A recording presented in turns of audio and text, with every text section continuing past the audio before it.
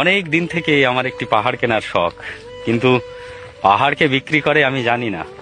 যদি তার দেখা পেতাম, দামের জন্য আটকাতো না। আমার নিজস্ব একটা নদী আছে, সেটা দিয়ে দিতাম পাহাড়টার বদলে। কে না জানে পাহাড়ের চাইতে নদীর দামই বেশি।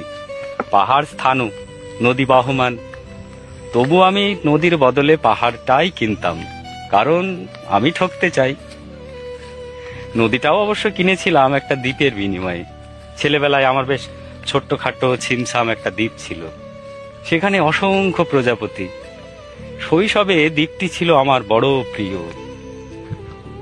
আমার যৌবনে দ্বীপটি আমার কাছে মাপে ছোট লাগলো।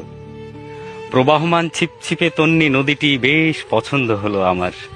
বন্ধুরা বলল, ওইটুকু একটা দ্বীপের বিনিময়ে এত বড় একটা নদী পেয়েছিস, খুব জিতেছিস তো মাইরি। তখন জয়ের আনন্দে আমি বিহ্বল হতাম। তখন সত্যি আমি ভালোবাসতাম নদীটিকে। নদী আমার অনেক প্রশ্নের উত্তর দিত, যেমন, বলতো আজ এখানে সন্ধ্যাবেলা বৃষ্টি হবে কিনা। সে বলতো, আজ এখানে দক্ষিণ গরম হাওয়া, শুধু ছোট্ট একটা দ্বীপে বৃষ্টি। সে কি প্রবল বৃষ্টি, যেন একটা উৎসব।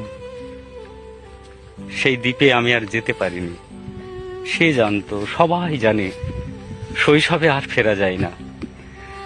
এখন আমি একটা পাহাড় কিনতে চাই। সেই পাহাড়ের পায়ের কাছে থাকবে গহন অরণ্য। আমি সেই অরণ্য পার হয়ে যাব, তারপর শুধু রুক্ষ কঠিন পাহাড়। একেবারে চূড়ায়, মাথার খুব কাছে আকাশ, নিচে বিপুলা পৃথিবী, চরাচরে তীব্র নির্জনতা। সেখানে আমার কণ্ঠস্বর কেউ শুনতে পাবে না। আমি ঈশ্বর মানি না, তিনি আমার মাথার কাছে ঝুঁকে দাঁড়াবেন না। আমি শুধু 10 দিককে উদ্দেশ্য করে বলবো, প্রত্যেক মানুষই অহংকারী। এখানে আমি একা, এখানে আমার কোনো অহংকার নেই।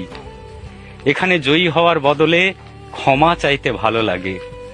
হে 10 দিক, আমি কোনো দোষ করিনি, আমাকে ক্ষমা করো।